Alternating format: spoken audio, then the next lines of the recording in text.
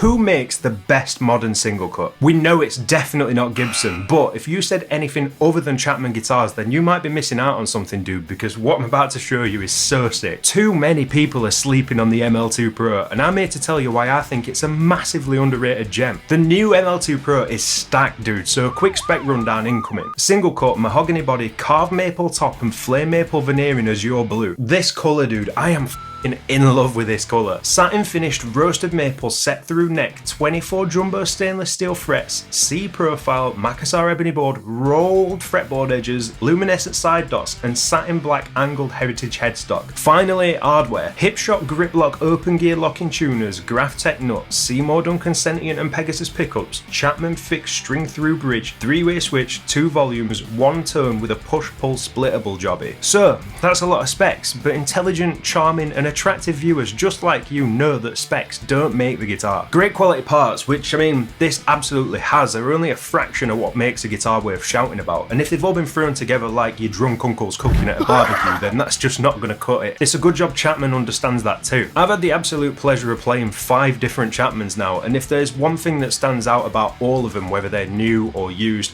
is that they're all impeccably finished and feel like really high quality instruments. This ML2 with its set through neck construction and same ridiculously finished neck and frets that I've come to expect is just... It's got the thing. You know the thing where you pick up a guitar and you just hold it and you can immediately tell that it's been made right? I have scrutinised every inch of this guitar and there is not a thing I can fault. Not one single thing. Where it shows most is the fretwork, dude. Now, I'm sorry that I keep banging on about how good Chapman necks are in all the videos, but every single Chapman neck that I have played has been nothing but flawless in terms of feel and frets. These stainless frets are perfect, and the rolled fretboard edges make it so comfortable on your left hand, it's undeniable. These are the best necks that I've played recently. There's not much more I can say on it. They're just my favourite feeling and playing necks, and I don't think there's any other brand that's even coming close at this price point. F it, I don't think there's any brands that are even coming close to the standard models. It's ridiculous. And don't get me wrong, I am trying to find problems because you need to know about them if there are any. I don't want to come on too strong with the praise, but from a build and quality standpoint, there's just nothing else I can say. It kills it, dude, and it's not just me who thinks that. Guitar World reviewed this ML2 Pro too, and the only criticism that they got was that it didn't come with a gig bag, and they knocked half a star off, which I think's a bit tight actually. Guitar World, like, are you reviewing the guitar or the accessories, bro? Come on. Anyway, before I get onto playability, just look at it, dude. This is a phenomenal looking guitar. The natural binding against that blue, yes, dude, that's what I'm talking about. And yeah, I am aware that this ML2 shape caused a little bit of a stir when it came out, but I don't think there's a single person alive that could look at this guitar and go, that looks shit, and actually mean it. Obviously taste is subjective, but to look at it and call it bad, I think that might be a little bit of a lie. And there's something you need to know here. I'm not cutting Chapman any slack. After trying out the ML2 standard that they loaned me a little while ago to have a play with, I knew I had to have one of these for myself. But with incredible specs, this finish, dude, my god, and then the quality that I know Chapman's got from playing my ML3 Pro, I had to get the Pro model.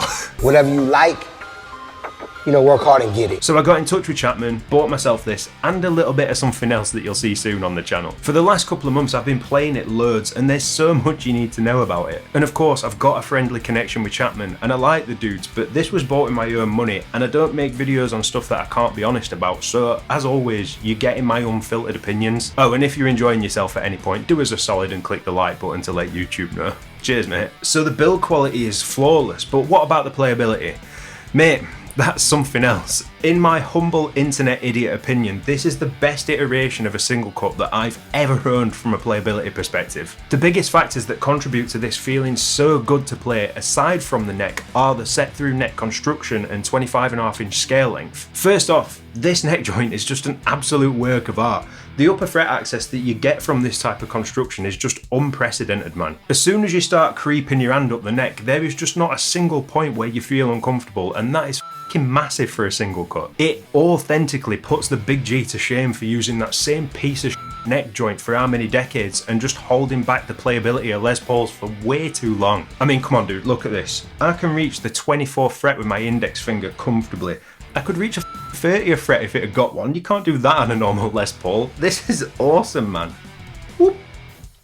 Oh, so the next thing is the scale length. It's got that like classic Fendery 25.5" scale length, which for me makes it so much better for drop tuning, and you're not smushing your fingers up when you start playing licks higher up the board. It's so good. Another thing that's a little bit Fendery is the choice to set the neck parallel to the body and not off at a dumb backwards angle so that you can use a low profile bridge. It's ergonomically just a far better decision, and it means that you don't have to deal with a tunematic bridge lifting your palm an inch off the body, which is like my second biggest dislike about traditional Les Pauls. That means you can keep your picking hand in tight and controlled and not floating in limbo, which just makes for a much easier time. Now it's time for Jack bangs on about Chapman necks again, but don't worry, I'll be as concise as I can. The neck profile on this guitar is listed as a C. It genuinely feels like one, and it's super comfortable. If anything, it feels a little bit flatter than you'd expect, but only slightly, and it seems like it's got a little bit more shoulder to compensate for the rolled fretboard edges, which really works, man. It gives the neck a slightly wider feel, which in practice,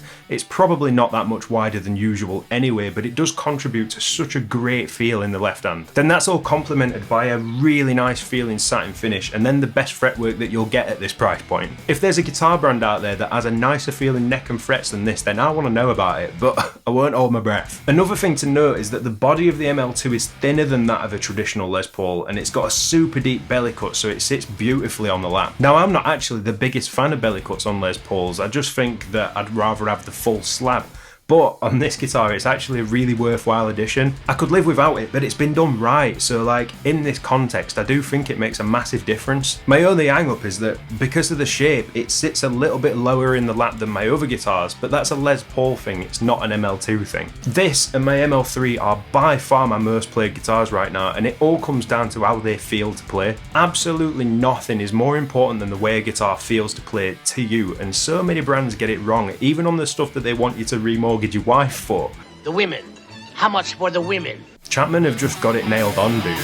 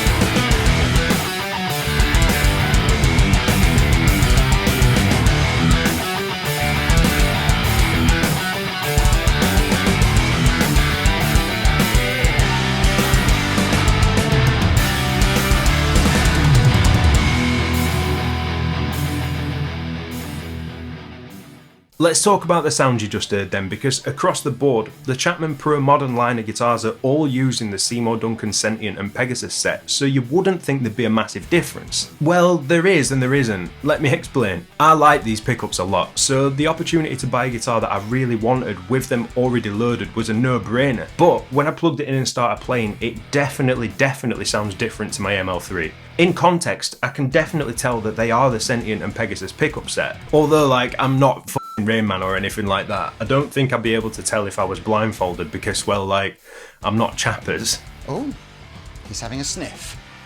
Anyway, they've got the same bite and chime that I'm used to from these pickups, but loaded into this guitar, it's a lot warmer overall, and that's not a bad thing at all. In fact, you might consider this a good thing, because if you're buying a single cut expecting to get some of that classic Les Paul goodness, then you are definitely getting it from this. The ML3, by comparison, is a much brighter sounding guitar and it's quite a bit punchier, so I was quite surprised. But this guitar absolutely can do it all. These pickups sound so good cleaned up, dude, but when you start cranking that magic knob, they like really come to life. Chunky riffs, soaring leads, it's all so good. One of the characteristics that I like most about the sound of these pickups is the pick attack, because you get a legit bite when you hit a note and it really adds to the emphasis. Like I said, this guitar will do absolutely anything you want it to do, but for a core kid like me, these pickups are great for all the modern and aggressive guitar stuff I could ever want to play. These pickups are absolutely a set that I could settle on forever, or at least until I get old and stiff and all I want is 60-year-old single coils because they've lost all the magnetism and sound better apparently. You know what, dude, this review has been really hard to put together. It's not because I didn't know what to say, I knew exactly what I needed to tell you, but it's because everything I was going to say was going to be super positive. It's really rare that I pick up and play a guitar and there's nothing that I can criticise in any way. I mean, like, how many times have you picked up a guitar to play and thought it was perfect? Actually, wait, no, scratch that, because that is literally me every time I pick up something cool to play in a guitar shop. What I mean is, how often do you live with a guitar for a few months and then find that there's absolutely nothing that you don't like? In my case, because I'm a finicky motherfucker, it's almost never. I don't think you can ever really know whether you're going to love a guitar 2, 3 or 6 months down the line just as much as you loved it when you first saw it. So it feels like I'm doing you a disservice if there's not even just a tiny thing that I can warn you about before you decide to go and pick one of these up. But with this guitar, man, there's absolutely nothing I can tell you. I'm just still absolutely stoked on this guitar, dude. The novelty is showing absolutely no signs of wearing off, and that's purely down to the quality, the playability, the sound, just the whole package. And obviously because it's fucking gorgeous, man. That's all I've got to say. I love this guitar. And I'd also love you if you could smooch the like button for me if you enjoyed chatting about guitars with me today. I appreciate you, mate. Take care, stay safe. I'll see you later.